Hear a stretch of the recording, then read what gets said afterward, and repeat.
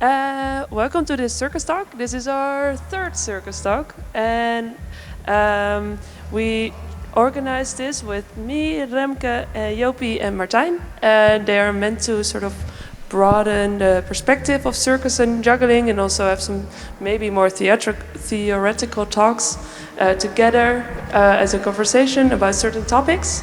Every day is a new topic, so today we're here to talk about queer and circus, and we've already had a talk about history and also one about prop making or props, and there will also still be two more talks, and those will be about circus and science and social circus.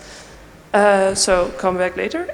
For now we are here to talk about queer and circus. I'm going to give some practical notes and then hand the mic to these wonderful people who will do the presentation giving and the asking questions and the responding to questions part of this talk.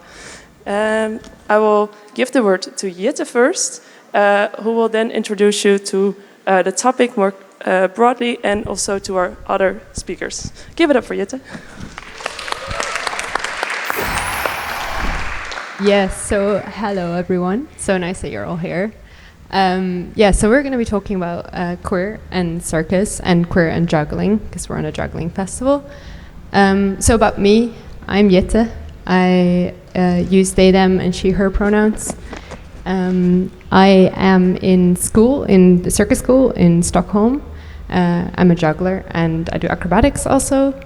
And before I went to circus school, I went to university here in the Netherlands, and I studied theater science as one of the as my major. So there, I've done some research about circus, and I've written some stuff about also queer and circus. I mean, it's hard to do because you're in a university that is about theater and you're trying to find stuff about circus, which is not always as easy. I think one of the things that I was thinking about and was considering is you have this whole history of queerness, and it's more often said that but circus and queer, that connects kind of, there's something there. They kind of... there's a parallel in the history of queerness and the history of circus. It's kind of this double thing, because we all know about classical circus, and that sometimes there were freak shows at these classical circuses, and there were people who didn't fit into normal society who were then taken into the circus kind of. And it kind of has these two sides to it. It's kind of a positive thing because these people had a place where they weren't the odd one out. They had a place where they had kind of a safe haven. But also, some of these people were exploited and they weren't properly paid or they were discriminated against. Essentially, the reason that they were there is because people wanted to look at them and they were being displayed for being different. So that's kind of the history that we come from. And I think what's very interesting is to talk about how do we use that history? How do we, nowadays, now that also there's more and more, like yesterday, a queer night at EJC, how do we then use this history and we use this kind of parallel between queerness and circus? And how do we handle this history? That's a bit of things that I think about and a bit about me.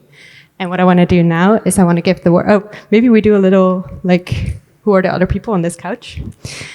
So you want to introduce yourself?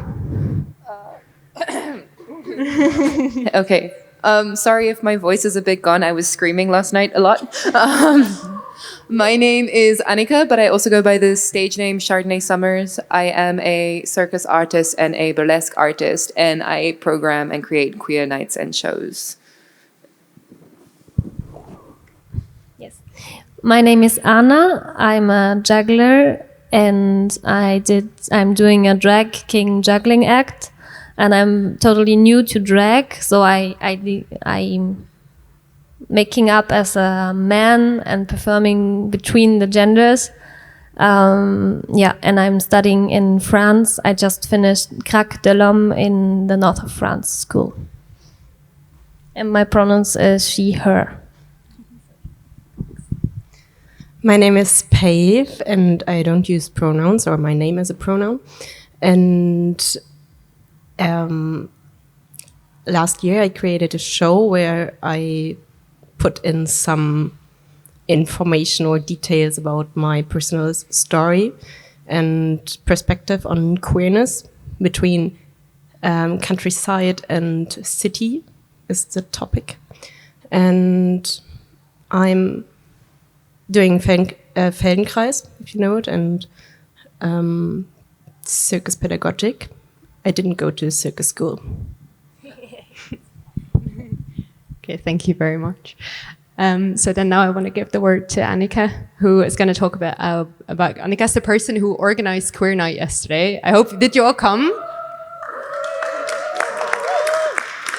It was amazing, right? So she's going to talk a bit about what that was like to organize and about her own experiences. Take it away.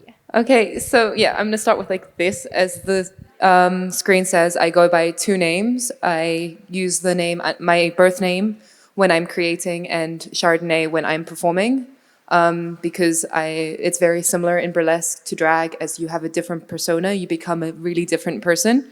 So you can call me Anika or Chardonnay. I reply to both. If you bring me Chardonnay at the same time, I'm very happy. Who am I as a person? I'm 23 years old now. I'm originally from South Africa, and I moved to Europe 6 years ago.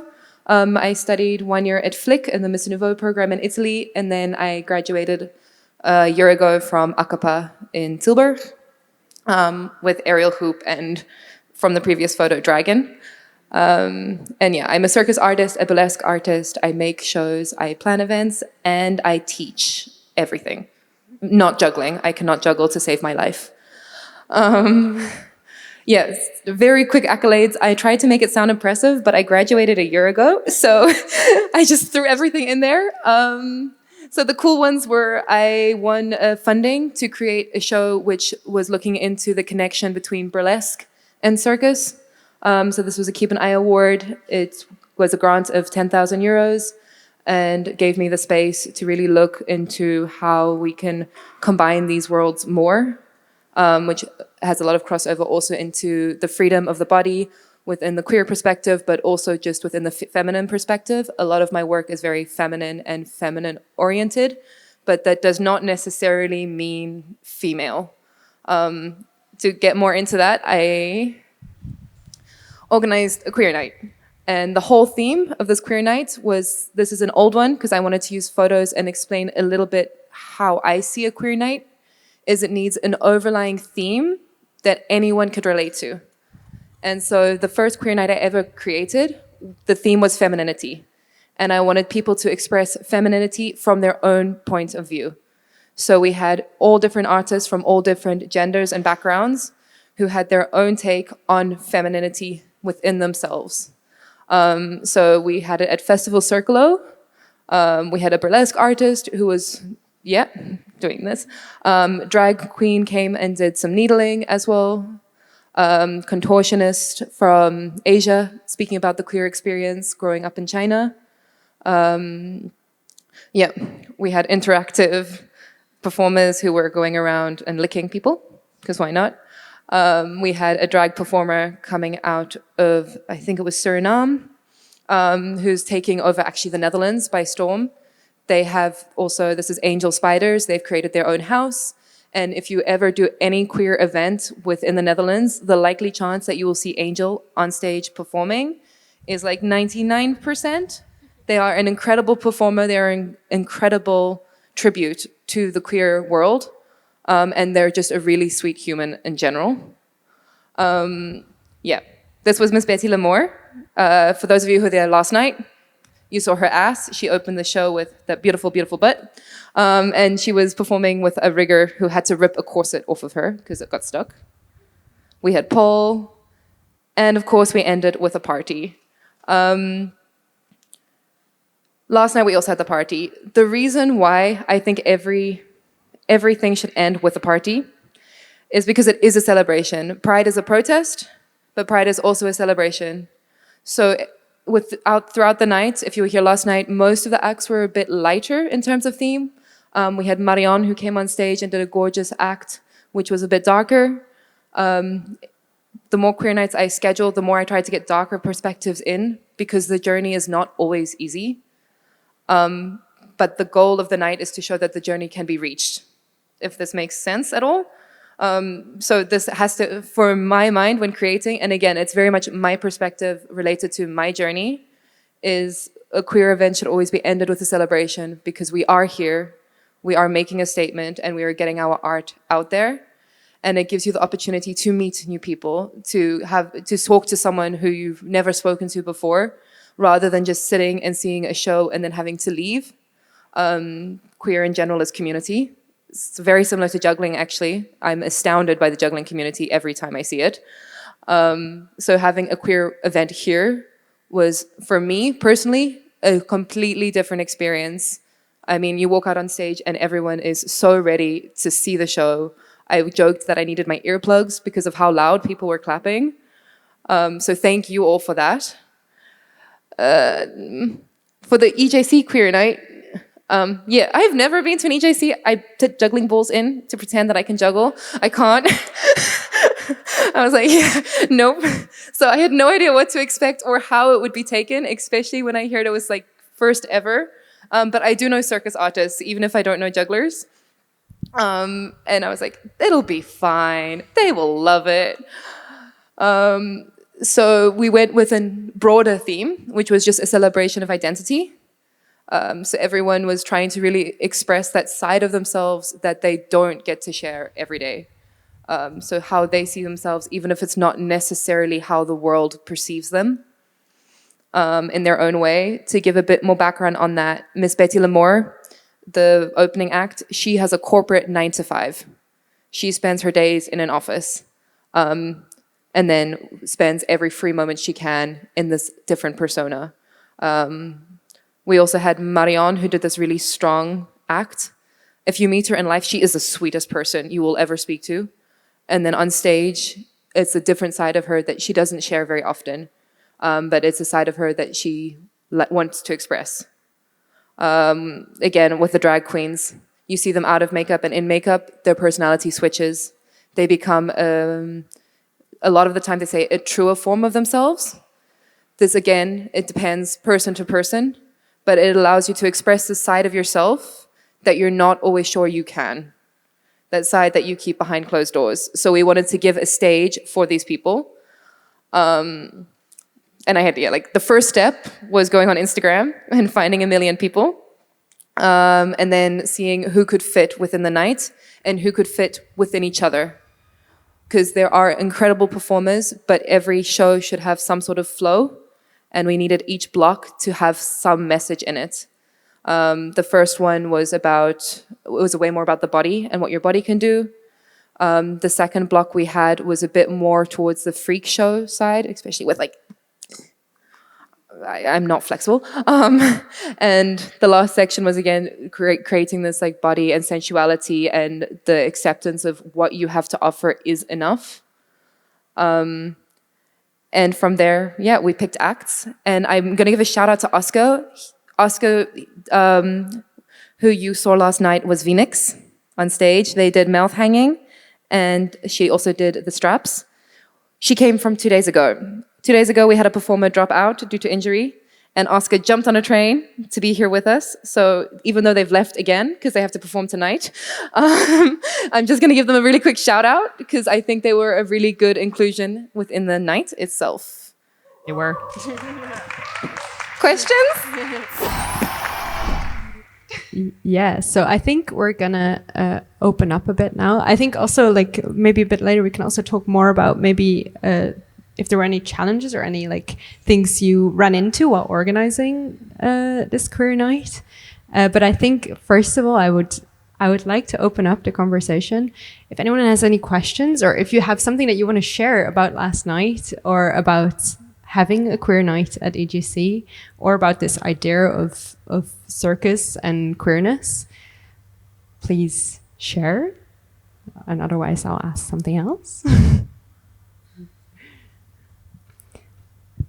Actually, I did have one question for you, because I don't know if everyone here knows exactly what burlesque is and how it relates to drag and how it relates to the queer scene. Do you want to talk a bit about this? We can talk about that for ages. Great. Okay. So I did a whole study on burlesque. Burlesque is, in my opinion, and again, you will have different opinions, one of the most feminist art forms. So if you go back in the history of burlesque, it was linked very much beside drag queens, but the first burlesque shows were all run by a woman, all organized by women. So for about the first, I think, 25 years, when burlesque was really becoming popular back in the 1930s. I will have to check a bit earlier, 20s. I have someone helping me here. Thank you so much. It's in my paper. It was all organized and run by women. And then eventually, of course, and I'm so sorry to the males for this, men found it and took over, and it changed slightly in what it was. And then recently it's been taken back into the hands of females. And because it was frowned upon to take your clothes off, it became something that was done in an underground scene, very much like drag. So then drag and burlesque started to grow quite often alongside each other, to the point where in modern day, if you go to a drag show, there's a lot of implements of burlesque within the drag scene and vice versa. They share a lot of the same similarities. You have the stage name for so that people don't know who you are. Thank you. I'm English first language, in case you're wondering. So they have the stage names. You have this different persona that you put out, but you also have the way you use your body. Burlesque is all about tease, and so is drag, and it's comedy. Burlesque comes from the Italian word burla, which if there's Italians in here, you can tell me if I got the translation wrong and blame Google, which is either to laugh or comedy or smile, something like this. And drag as well within itself is started as comedy. If you watch a drag show, it's lip sync, it's taking the sexual innuendo within every joke that you can and making it into part of the scene. This is very classic drag.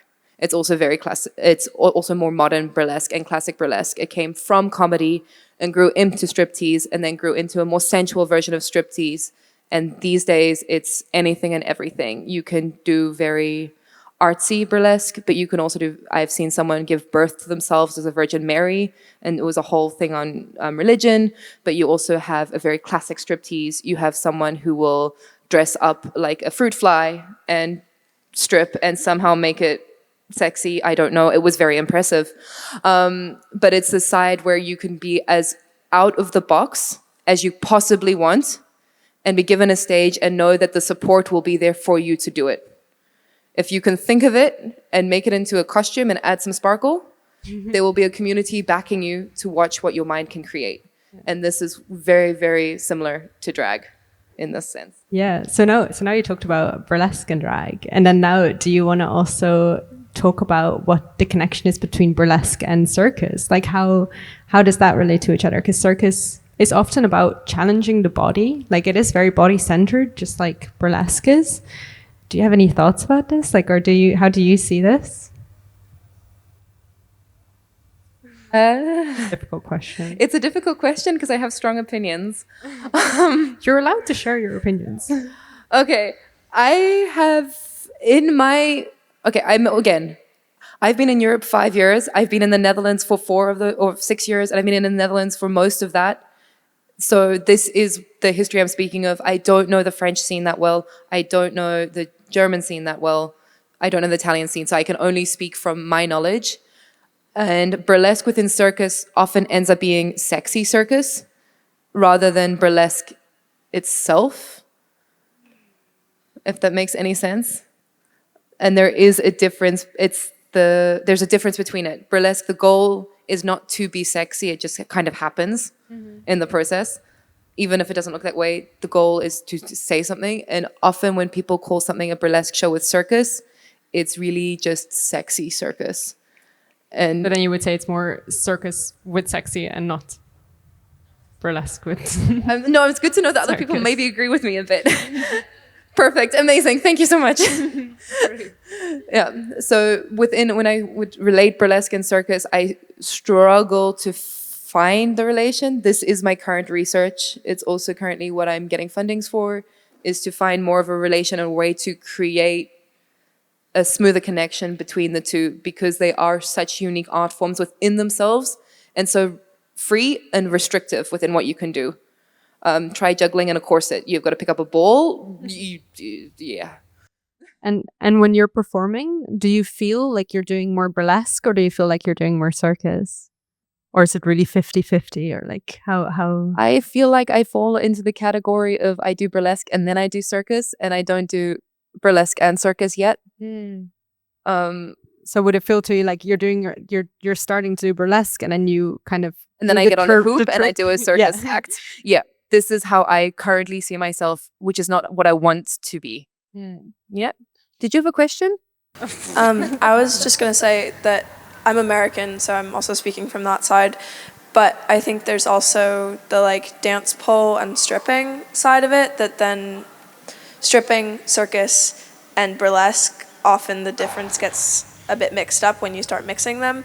And so, at least in like northern United States, Northwest, a lot of times instead of going burlesque circus, it goes burlesque stripping circus, and so you end up with the sexy circus via pole, because that feels more easily related to circus arts, and because it has a piece of equipment to it, and so often you get the like more sexy stripping style as opposed to the burlesque, which makes it feel kind of like a circle, because burlesque also has a message and circus often does as well.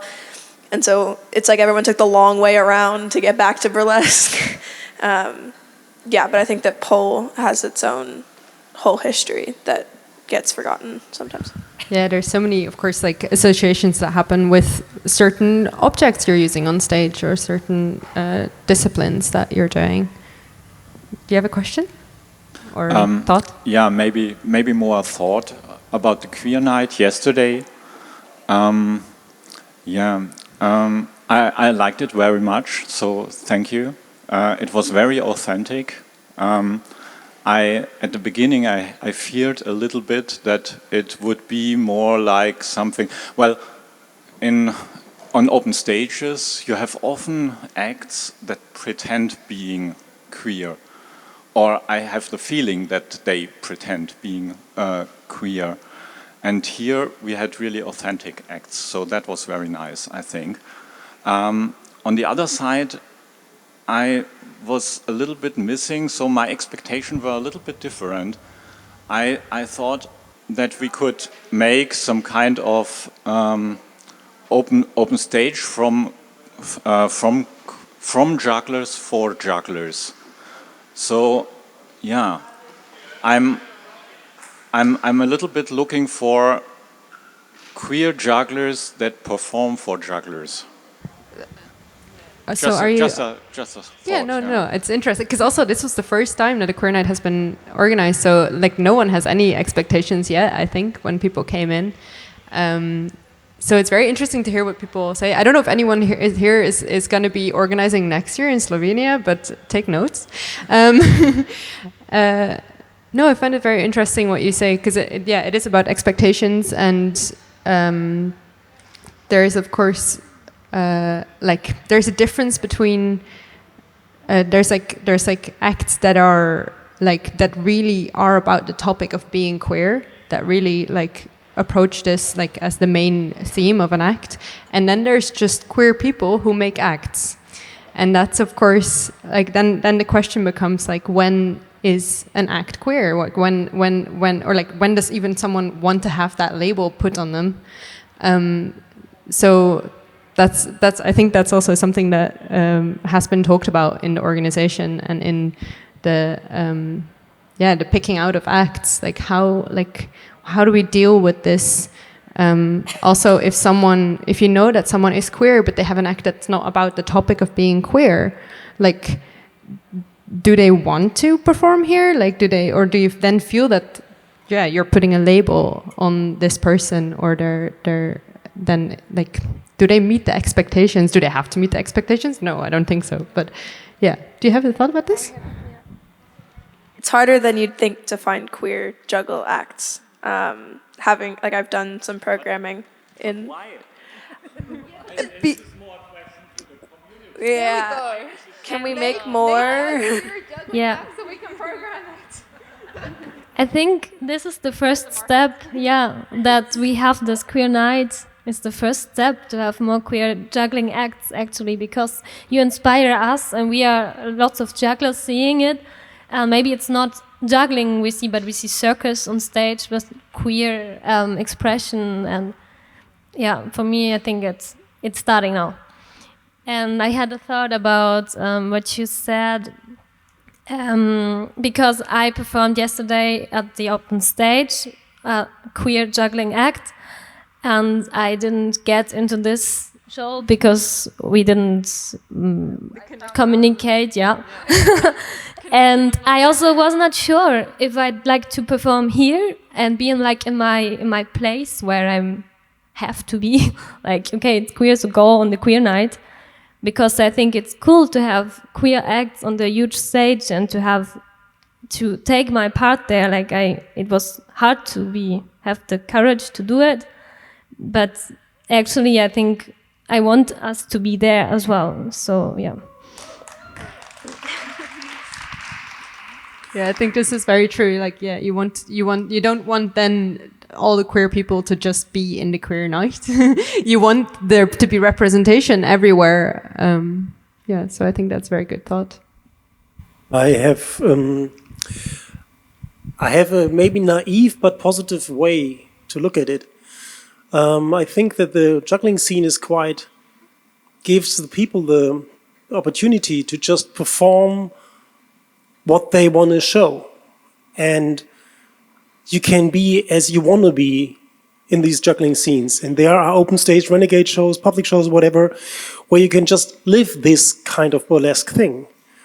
And we are not that, maybe naive, exclusive here. And I wish that these queer nights and these initiatives are only an intermediate thing. That in the end, everybody can just be as he or she wants to be. And on this way, these shows are necessary and good. And hopefully in the juggling community is not as much work to do as out there. And therefore to have this hopefully maybe naive, I said that. Let's put it there. Like, I can say from what my knowledge within also the circus community in general, it is an open community, but coming from a queer perspective, open and feeling safe is not the same thing, and having a thank you for the 3 people. It's not the same thing. And even if you know, like, oh yeah, I could probably go on a renegade and do this, there's a difference between having a night where you know the people that are there to support you. Because it can be quite an intimate thing to perform this act. And for a lot of people, it's showing really a very personal side of themselves, which is not so easy to just throw onto an open stage or into a renegade, which is more why we have these things. Though I am in total agreement that everyone should be able to be who they want to be and perform how they want to perform. Unfortunately, this is not the case, which is why we have events like this to give not necessarily a completely safe space, but a much safer space for these artists to express themselves. Hello. I just wanted to say something on the topic of like jugglers and queerness, or like queer juggling acts. I know a lot of them. I think it's not that they're not here. We obviously were communicating. I didn't know there was a queer night. I have 3 different drag acts with juggling, and a lot of people I know. I think it's about like really trying to be open and find those people. One way of, but I'm generally missing this a bit in the EJC, is open calls. Just say half a year before, hey, we're doing a queer night. Who wants to perform? Let people share it. Yes, another thing, a friend of mine, like, I don't know, Ariane Oexner, did for Flinter people, or for, like, I think at the beginning it was women and then Flinter people. They made a list of all the Flinter jugglers sorted by countries. It's on their on their homepage, because it happens a lot to us that people from festivals say, we don't know any good Flinter jugglers, and we're like, boom, there you go. Who do you want? So I think it's a thing of really I just want to say, like, there is a lot of queer and jugglers and juggling acts and Flinter juggling acts. So it's not that they are not here, they are not seen as a lot of the times. Yeah, thank you so much for sharing this. And also, I think Diana, it's so important that this is being said, because this is how we as a community can share our resources. The more it's being said, the more we share with each other the things that we want to see and the things that we want to perform, the easier it's going to become for organizers to find it. So thank you for sharing this. Yes. Hello. Yes, thank you so much for organizing the Queer Night. I really loved it yesterday, and I was also looking for it for years. I'm not a show organizer, but I love to go to shows, and I'm like, where are the queers on stage? Why are we not here? There's so many acts. Cannot somebody put a show together? And then I was going to the convention. I was like, there's a queer show happening. I'm so excited. And I really loved what you put together, and really made it from the community to the community. Because I was also a bit excited, what's put on there? Because the history of queer shows is a bit also about how it is. And I also really enjoyed also the trans act and how you put on some parts of the freak show and some transitioning, which really moved me. I was almost crying. I was cool, you put it on stage. It's so great. And also about queer people in other shows. It's I also love to see them there. And when I go to shows, I'm I love all the shows individually, but of course in all there's a lot of classic gender roles still coming up again and again and again, and they're all nice alone, but in the end the structure is always putting it together. And here was just nice a whole show of breaking this, and not just one act. So that was wow, I can relax and the people are here. That's so great. And so I really want to thank you. Please keep doing it. And it's also so cool that you bring it together here in this room and just give this talk. So thanks. I do have to just say, the reason that the Queer Night was happening at this EJC was pitched by Sequoia. She was here a second ago. I don't know if she's still here. There she is. She fought for it to come in and then brought me in to curate it. So please, yeah, so she fought really hard to make this happen. Because the same thing, there was so much happening here, but not yet a queer night, and why?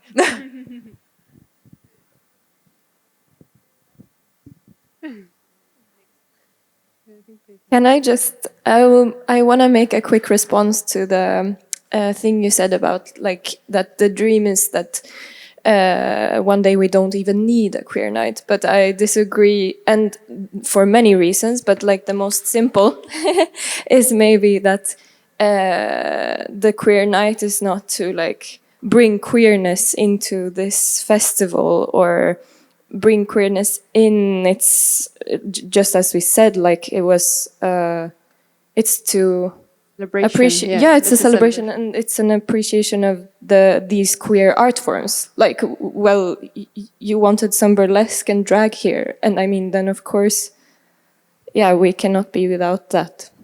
Simple. Thank you. Pave, did you still want to? Yeah, it's a while ago. Do you remember your thoughts? I do, yes. It was to the question why people do not perform more their queer stories on a stage. And I think it's a hard thing to do. The first is when you're in finding out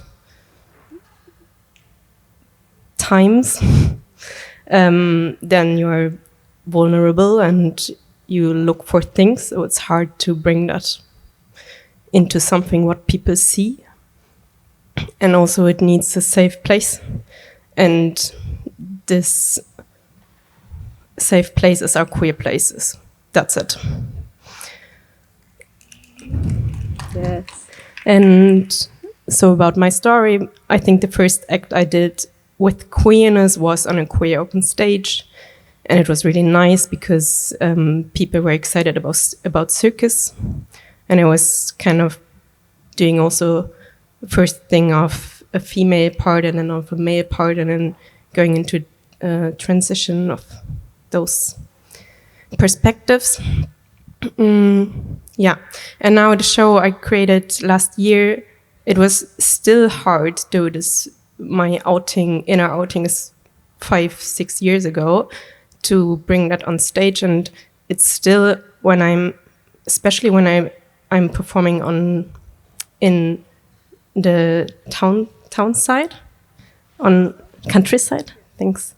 I'm not only vulnerable with my topics, but also as a victim of violence. It can happen. So it's also a physical thing to be safe. It's not only the emotional thing. Yeah.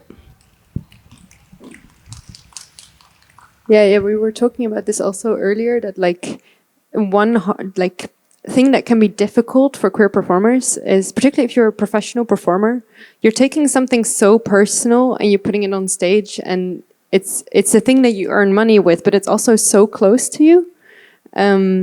So for me personally also, I haven't really made anything that has queerness as a topic because of this. I feel this thing where I'm like, oh, but then it gets so close to me, then it becomes so personal.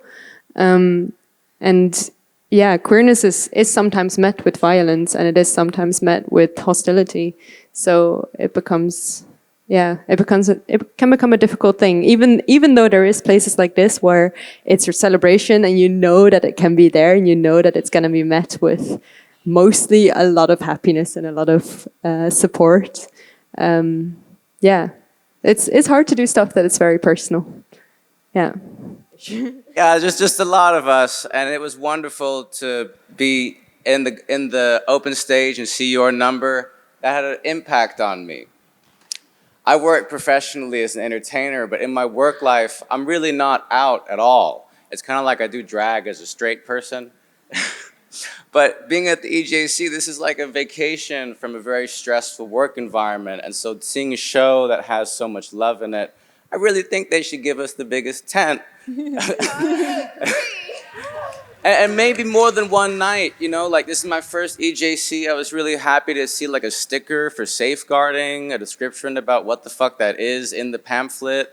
That's really impactful. I wish I'd come here when I was 21 and experienced this. I'm 33 and I'm like, shit, I missed this part, So yes, thank you for whoever proposed it. And I hope there's more nights, because what you mentioned about a half year, shit, I would have made something just for this, So that's all I had to say. Yeah, everyone, please email next year's Slovenia convention, and I'll tell them all that this is essential, that we have a queer night again.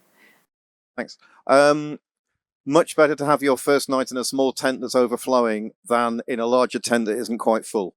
It means that next year when you go in Slovenia, if they do a queer night, again, I don't know who's on that organizational team, they can now do a bigger tent and maybe more nights and see how it goes. Already this time it was a tryout. It's never been done before. So it had to be planned with the perspective that there is the possibility that it could flop. It's a very, very, very, very, very, very, very small possibility, but it was a possibility. Which was also part of what happened with the curating of the show, was what can we put on that will bring people back, that will get people interested enough to want to see it again and to make it bigger and to make it a continuous event happening at all the EJCs. And I do know a different country does it every year. So even if you're not from Slovenia, but in 4 years' time, your country is doing it, get on a queer night. You have now a bunch of artists here who want to perform, who have things to perform. So now is the time also to be taking down the names so that when it is your turn, you can actually create the show that you want to also see on stage.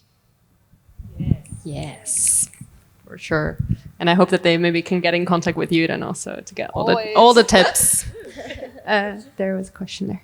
I'm just thinking now that we maybe it's like the system is that we have to like contact the organizers of the EJC. It's kind of their power if we do a queer night or not. No, so I'm asking if there's a way, like to all of us, if we can somehow organize. I don't know if it can somehow be an integral part of the EJC, like the open stages, like the Renegade. If we can somehow organize, right? I don't know if somebody from the EJA is here. If we can somehow make like a, I don't know, science list, email, whatever, to say, hey, we want to have this as an integral part. We don't want to have to talk this to every country's organizers. This is a question. I don't know if there are any ideas. I don't know if there are any EJA people, but you can actually just go to them if you have a bright idea. The only problem is you've just elected yourself the organizer. Which is a position I'm in for a slightly different reason. But basically, yeah, they'll do it, as far as I know. But can I put one more question in? Sure. If that's all right. This is, did anybody go to the business meeting on Monday, where we had a presentation for the people from Patui? Yeah, General Assembly. Yes. They want a family-friendly convention. Now, lots of kids at juggling conventions, that's great. I probably don't have to tell you that family-friendly can be a bad phrase. So you might just have to be very careful about precisely what you ask for. Family-friendly, I don't know if the English phrase, it's a dog whistle. Yeah. It's prejudice without saying it's prejudice. I think the people from Patui are probably great, but... Yeah, no, but I also think, first of all, I think that queerness is not specifically something that's unfamily friendly. And I do think also that officially it was 18 plus no yesterday. This can be communicated. I don't know. Oh, it was not. I don't know. It was an advice. So, I mean, if you put clearly into the booklet, this is a like parental advisory. I'm a huge fan of you're the parent, it's your kid. If you feel like your kid can see this, bring them, and if you feel like they can't, don't. Yeah, that's what we can advise 18 plus. 18 plus, you know that there's probably going to be nudity and harder topics, and you are the parent, so it's your choice if your kid comes or not. That's what I said to all the parents when they were walking in with their kids. I was like, this is your choice. There will probably be nipples and some sensual scenes. I want to really quickly also say one thing about the tent, and that it's in the smallest tent and not in the biggest open stage tent. Like Anika said in the beginning, we wanted to end the night in a massive party, and it was really also like planned as a party and a show, and that's why we put it in the bar tent, because we don't have to deal with drunk people falling over their seats and all of that stuff. So that's why we had a band with a DJ, and that's easier to put in a bar tent where we can easily continue partying. So that's why. And we have drinks. There's a bar. So that's a bit the reasoning behind being in the bar tent. And actually we got lucky because we got a bigger tent. It was supposed to be a smaller one, so we already upgraded a bit. But it's not that the organization thinks, I assume, that the Queer Night is a lesser event. By putting it in a smaller tent, it was like an artistic choice to put it here, to make the party happen as well and celebrate together. That's what I wanted to say and add. Thank you. I just want to say one more thing because of the children and family friend, like queer. I mean, we were talking about the queer nights, but I think it's also our responsibility to see that it's not just like naked bodies and glitter. Like there is a lot of also there's a lot of queer kids, And I don't know, in Vienna we have queer, like drag queen storytelling, for example. It works really well. So yes, it depends how you see it, and also kids can really be in contact with it, and the sooner they are, the better. Woo. Yes, there is, of course, always something about certain prejudices that people have when they hear the word queer. And I think that we're also here to dispel these prejudices and to make clear that this night is just about celebration. It's just about love. Yeah. My last thought on this for now, because I'll probably have more thoughts later, is you will never make the perfect queer night. No matter how hard you try, you will never be able to do it, because there are so many different people, there are so many different perspectives, and there are so many different things that people want to see on stage. So the best bet you can do is try to make a show that you would love to see on stage from your queer, because there are other people out there like you, and then next time make a different show. And make sure every single show you do is different, to try to encompass, talk to other people, see what they want, but just keep in mind that you will never be able to reach everyone. It is impossible. So then, yeah, if you see a show and you're like, oh, I was missing this, make a note.